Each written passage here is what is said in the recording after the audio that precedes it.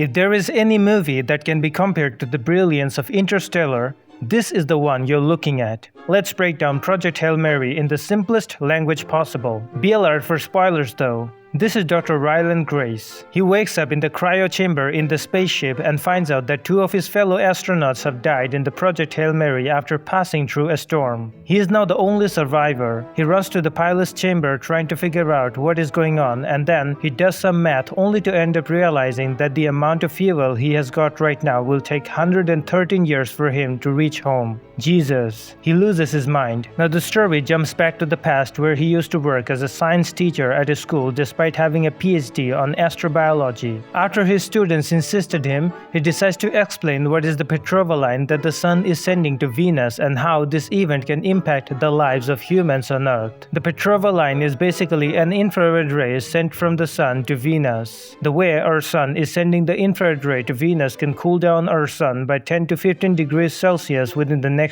30 years. If that happens, crops will begin to die and half of our population will starve to death. Come say hi to me on Facebook, by the way. Dr. Grace immediately assures the kids that the best of the best minds in the world are working together to fix that problem before it even happens. This is Dr. Eva Stratt. She is a lead scientist at NASA working on Project Hail Mary. She comes to Grace being interested by the dissertation he wrote on why aliens might not be real on other planets apart from our Earth. She needs help from Grace, but he at first resists, saying that he might not be the right person they have been looking for, but she insists that Grace is the right person. He just has to believe in himself. If he doesn't volunteer, Earth will die anyways within 30 years. He finally changes his mind thinking about the future of his students. He is now in the NASA lab testing with a sample of bacteria they have got from Venus. He finds out that they have cells and they can repopulate, and therefore there is life outside our planet Earth. Unfortunately, the bacteria die due to exposure to the light in the lab. This bacteria is almost made of water and gas. His years of belief that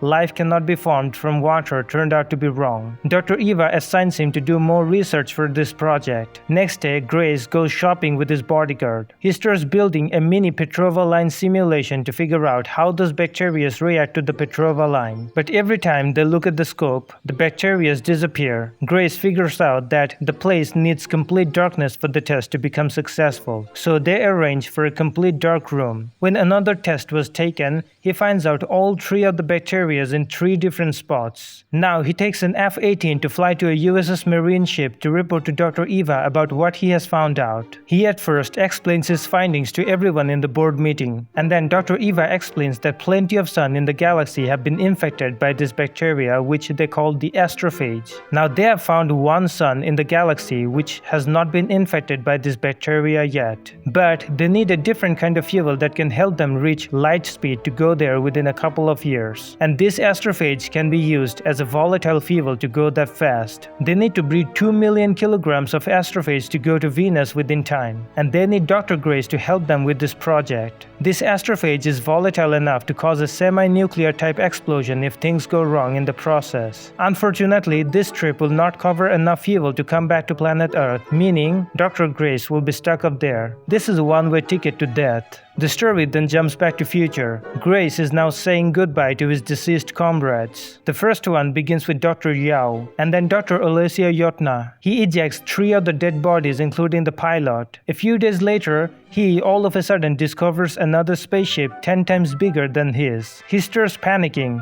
He tries so hard to keep his ship away, but he fails again and again. He finds a package sent from that ship to him, but the speed is extremely low, slow enough to take on his suit, get the grappling hook, and go outside to catch it in time. He investigates this matter and it turns out to be something made of gas and water. He fixes the gravity issue inside the ship. It turns out to be a parcel with the design of this particular galaxy. Another day, the other ship builds a shaft to communicate with each other even better. He goes through the tunnel and finds out a rock that can talk and move and also think. This is how their friendship begins. The next day, he starts dancing with the rock. At some point of their communication, he learns through a gift of 2 rings of O, meaning O2, that there is oxygen inside this tunnel, so he can breathe easily. He starts using a frequency translator to understand the voice of this rock. After testing the AI voice of plenty of celebrities, Grace fixes an anonymous AI man's voice for the rock. His name is now Rocky.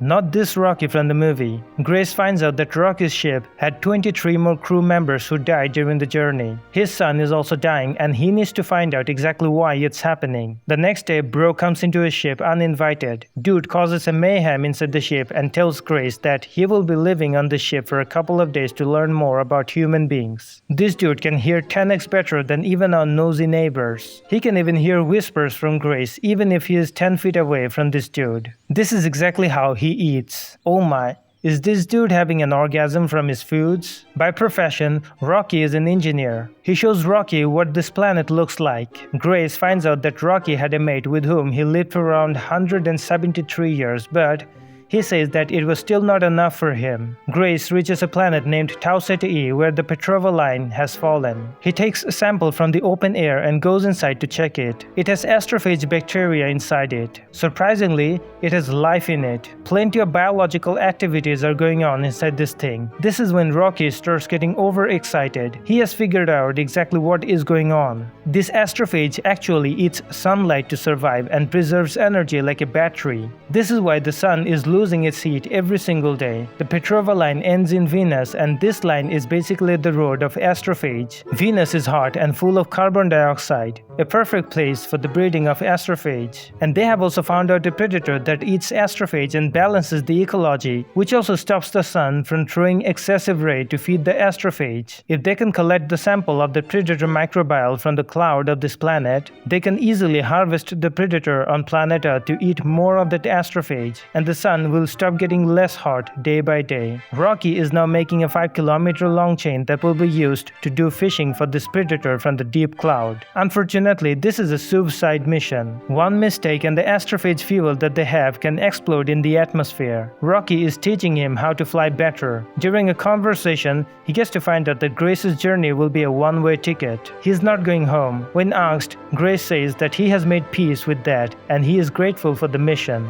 Rocky does some calculation and figures out that he can give Grace 2 million kilograms of astrophage so that he can go back home. It will just take Rocky to go back to his planet 6 years slower than planned. He hugs Rocky and says that he never actually made peace with the fact that he will die in this trip. He was depressed as hell. They are now ready for the mission. They go for the Aurora in that place to collect the samples. They throw the probes with the 5-kilometer long chains. Grace had to go through a lot of ups and downs in this place to get it right. If you don't watch the movie by yourself, you won't be able to understand and feel the intensity. After around 10 minutes of high adrenaline stunts, he manages to collect the samples and comes back to his ship. Unfortunately, 2 of the fuel tanks have been leaking and he ejects the fuel tanks to save his ship. He loses his consciousness after hitting his head on the control switchboard. Finding no other way, Rocky decides to break out of his glass to save Grace, and the air inside the ship begins burning his skin. He still manages to give the man oxygen needed for him to survive. Grace wakes up to find out many pieces of Rocky. He is severely injured but not dead yet. Thank God. It would just break my heart if he really died. Never in my life I have ever thought that I will be feeling so emotional for a pet rock. Grace keeps doing his scientific studies on the sample they have collected and keeps briefing Rocky on that. They have captured the predator microbiome. It's the astrophage just according to the theory. With a few days, Rocky recovers from the physical damage. They go for a little virtual celebration. Grace also gets invited to the spaceship of Rocky. It doesn't look as good as I expected it to be. The story jumps back to the past where you can find out that Grace was forcefully sent for Project Hail Mary because Dr. Eva had no other choice. Like, seriously? You could have gone over there if you're really that smart. Anyways, Grace says goodbye to Rocky and does a dance for the last time. After leaving for Earth, he realizes in the middle of the journey that the predator is now mutating and it is not only eating the astrophage, but also damaging everything else in the ecosystem. It can wipe out the entire ecosystem if its power is not contained or engineered. Humans can do that, but Rocky can't. He is an engineer, not a biologist, so he is not going to understand that thing.